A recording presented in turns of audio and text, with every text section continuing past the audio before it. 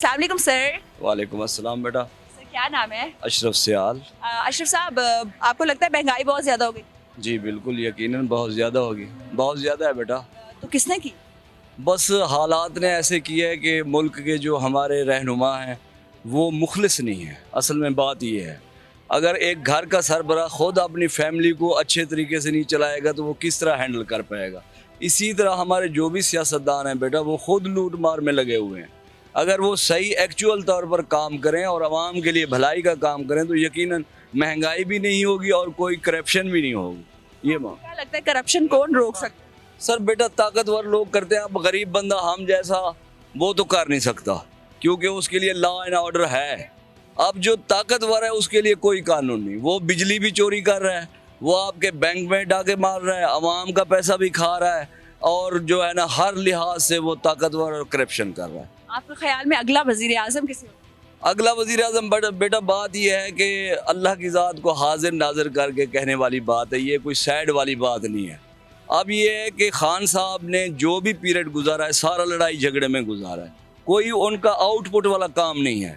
मियाँ साहब चलो जैसे भी हैं, अच्छे हैं या बुरे हैं, लेकिन उन्होंने ये काम तो किए हैं।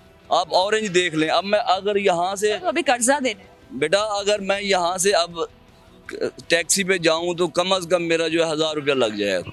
होता नॉर्मली ये है कि अगर आप किसी से कर्ज लेते हैं तो पहले कारोबार करते हैं, ऐसा इन्वेस्टमेंट करते हैं जिससे आपको पैसे आए ताकि आप कर्ज भी उतार सके और फिर जो है ऐसे प्रोजेक्ट्स करें। आपको नहीं लगता कि एक ऐसा प्रोजेक्ट करना जिससे हमें ये भी पैसे बढ़े और वापस भी करने हैं अभी वापस, तो कोई ऐसा प्रोजेक्ट होना चाहिए था जिससे पैसे आते ना के देने? बेटा मैं वो पहले अर्ज कर चुका हूँ कि हमारे जो सियासतदान हैं वो सारे, उसमें कोई मैं इंडिकेट नहीं कर रहा, वो तकरीबन सारे एक ही जैसे हैं। लेकिन ये है कि कुछ 5% ठीक है, कुछ 5% गड़बड़ वाले हैं। अब इनको चाहिए कि पहले तो कर्ज लें, वो ऐसी इन्वेस्टमेंट करें जो मुल्क और कौम के लिए, अवाम के लिए बेहतर हो। अब ये इन्वेस्टमेंट करते नहीं, अपनी तिजोरियां भर लेते हैं। अब एक बंदा है, उसका नौकर है, उसके पास भी पिजारोज खड़ी हुई है। अब यहाँ सरकारी मुलाजिम है या काम करने वाला बेचारा बंदा जो 1000 रुपया डेली कमाता है, 5 अपने 2000 रुपया उसके घर का खर्च है, वो कैसे चलाएगा। मैं पहले अर्ज कर चुका हूँ कि जब घर का सरबराह मुखलिस नहीं होगा आपका घर नहीं चलेगा। ये हमारे जो लीडर्स हैं ये इसी तरह हैं। वजीर आजम का मुखलिस होना कौम के साथ और मुल्क के साथ जरूरी है। सर अगर नून लीग की हुकूमत आती है तो आप चाहेंगे वजीर आजम मरियम नवाज बने? मैं ये कहता हूँ कि नून लीग की हुकूमत है या पीपल्स पार्टी की है या इमरान खान की। मरियम नवाज आप चाहते हैं वजीर आजम? हाँ, अगर अच्छे काम करे तो यकीनन बने। आपको लगता है अच्छे काम करेंगे? हाँ यकीनन करेंगे, इंशाल्लाह करना चाहिए, क्योंकि उन्हें खान साहब से सीखना चाहिए कि खान साहब ने क्या किया है, या उनके साहबका अदवार में उनके वाले साहब ने, उनके चचा जान ने क्या किया है। ये तो हर पाकिस्तानी जी शऊर की, मेरी बात सुने, जी शऊर पाकिस्तानी की ख्वाहिश है भी हमारा जो भी लीडर है चाहे जिस तरह से भी आए, लेकिन उसे काम करना चाहिए अवाम की खातिर। कम अज़ कम उसे नेकी, अपनी कब्र बचानी चाहिए। खुदा को तो जवाब देना है।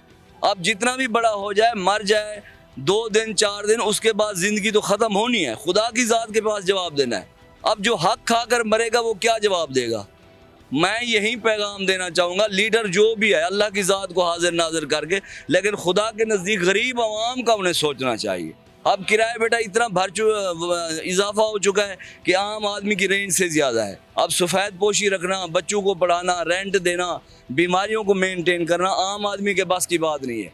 वो हुकूमत का काम है कि वो हुकूमत सोचे कि आम आदमी को सब्सिडी आपने किस तरह देनी है, किस तरह रिलीफ देना है।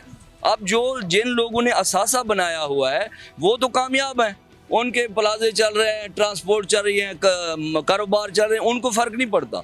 अब मुझ जैसा एक मजदूर आदमी जो सफ़ेद पोश है या मुलाजिम है छोटे तबके का, उसके लिए जीना हराम हो गया। आप यकीन करें, महंगाई चाहे वो इमरान खान की वजह से हुई है या इनकी वजह से हुई है या इनकी गलत पॉलिसी की वजह से, मुझे इससे गर्ज नहीं है, लेकिन हम दुआ यही करते हैं कि अल्लाह करे जो भी लीडर आए वो कम अज़ कम उसके दिल में इतना हो कि वो गरीब आवाम के बारे में थोड़ा सा सोचे और खुदा से डरे। गरीब आवाम के बारे में सोचे और महंगाई जिसने भी किया अब इसके ऊपर काबू पा ले, क्योंकि इतना ज्यादा रेंट इंक्रीज हो चुका है कि लोग अपने रिश्तेदारों से, अपने दोस्तों से मिलने से जो है वो भी कासिर है। और इस्लाम में रिश्तेदारों के हुकूक है, उनसे मिलना जरूरी है, कितना ताल्लुक ही नहीं कर सकते। सर मरियम नवाज अगर जैसे कि आपने कहा अगर अच्छे काम करेंगी तो बन जाए, 3 क्वालिटीज आपने बतानी है कि उनमें जो आपको लीडर वाली नजर आती है, क्योंकि लीडर में क्वालिटीज मौजूद है। बात यह है, लीडर तो माशाल्लाह सारे हैं, लेकिन एक उनमें क्वालिटी है जो सब एक दूसरे का गिला करते हैं, ये बड़ी क्वालिटी है इनमें।